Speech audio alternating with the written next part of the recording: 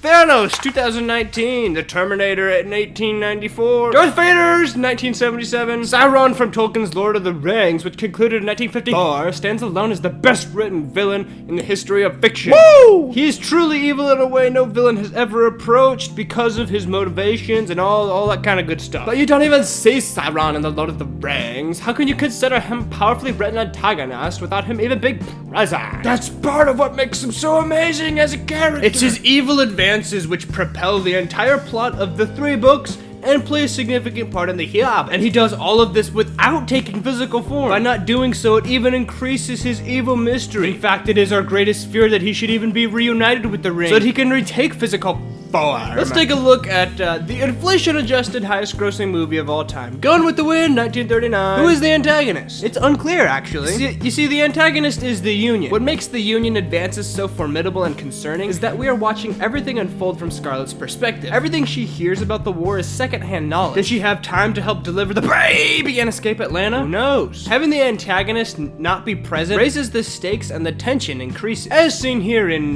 Gone with the Wind. Let's consider, objectively, the best movie of all time, The Sound of Music, 1965. Who is the antagonist? We very deeply wish to see Maria marry the Baron, Captain Guy, and stay with the kiddos. So what opposes them? In this case, it is the Baroness. It's the Baroness in Sound of Music convinces Maria that she's committing a great sin by staying around the house and tempting Captain. In the later scenes of the movie, after Maria and the Captain end up getting together, the antagonist changes. Alike to Sauron and the Union in Gone with the Wind, we don't physically see the enemy manifest itself in The Sound of Music. The enemy has become the Nazi regime. We see the pawns of the enemy, but Nazism isn't manifested in person. Just how powerful are the Nazis at any given time? How feasible is escape? Who is loyal to Austria? It's all unclear in The Sound of Music, making for a very terrifying antagonist. The Terminator, 1984. This is one of the most terrifying villains ever to appear in cinema. When I was 13 years old and I watched this movie with my dad for the first time, I remember sleeping on the bottom bunk of my bunk bed, and my older brother had to soothe me to sleep because I was 13. I thought I was so grown up, but I was terrified that Arnie was gonna come shoot me in the head in my sleep. Unlike any other villain on this list, the Terminator literally does not have motivation. It has a mission. How did they make a character which is incapable of motivation so evil and compelling? If someone has a motivation, they would have a reason for why they do what they do. If reason, whether conclusive or not, guides their decision making, it can be hoped to persuade someone to take a different course of action. The Terminator will either succeed in his mission or be destroyed. There is no third option. You're not convincing him otherwise. The Terminator tells us that a villain doesn't necessitate a higher purpose in order to be evil. Darth Vader might be the most prominent villain in the history of science fiction. His motivation is simpler than the 6 movies they created to explain it. Vader is after truth. When he's young, he's convinced that the light side has it right, and that the Jedi Order are righteous in their pursuits. He's persuaded by the Emperor to join the dark side, but wasn't necessarily lied to. If he was lied to, he wouldn't have stuck around on the dark side. The dark side in some ways is more powerful than the light side. Since he already stepped foot into that camp, he decided to embrace it all the way. He sought to eventually overthrow the Emperor and become ruler of the galaxy. With his sword at his side, the Emperor tries to get Luke to kill Vader, not totally unlike when Anakin killed the youngling. But unlike his oboe, Luke threw away his weapon and would not strike down his father. The Emperor loses it and starts tasing him. Darth Vader realizes the power of the light side is less about lightsabers or manipulation of the Force, but their power came from being capable of taking life, but not doing so.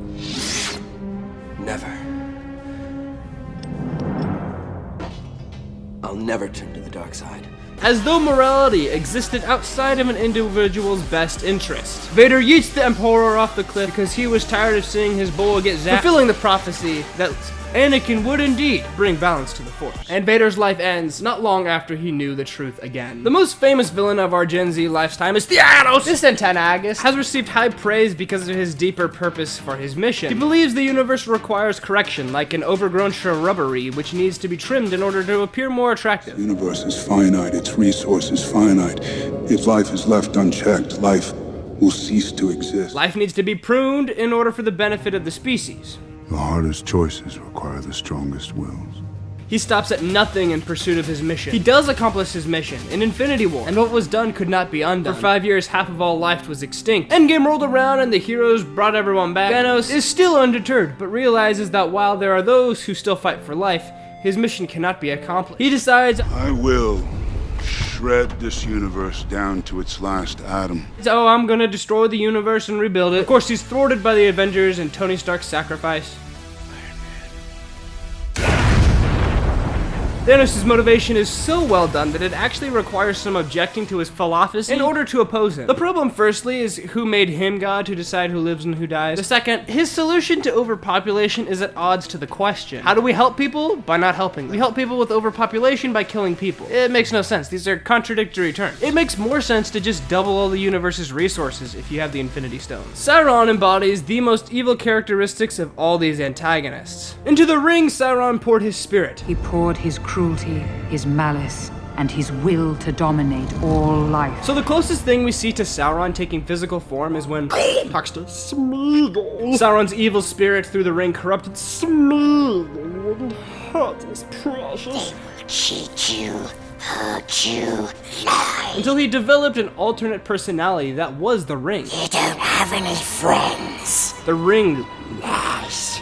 Smeagol. Nobody likes you. Anyway, the ring lies to Smeagol. The ring lies to Smeagol and convinces him that Frodo is evil. It soothes him and calls him Precious, my love. the ring is a liar. One of the famous hallmarks of Satan, a fountain of mistruth. The Terminator has no regard for human life. To find out how Sauron is similar, one needs to dive a little bit into the background of Sauron. Sauron is the chief servant of the greatest evil force in the universe, Morgoth. Morgoth despised the creator of the universe and all of his creation, so he set out to destroy it. But his armies would be defeated, and he as well would be vanquished. He continued to breed armies of orcs, which were once elves. He uses his armies to destroy all the free kingdoms of the free world. Like the Terminator, he is relentless in the destruction of any life that resists his will. And that way, he also has a clear motivation like Thanos and Darth Vader. But it is also so simply evil that no one wants to be on his side. In a sense, it makes a villain more evil if you as the audience can't even understand their motivation. If you can't even perceive something so evil, it makes that evil thing all the more detestable. So who's your favorite villain? Bleh. Comment or something and subscribe, mortals. Bye!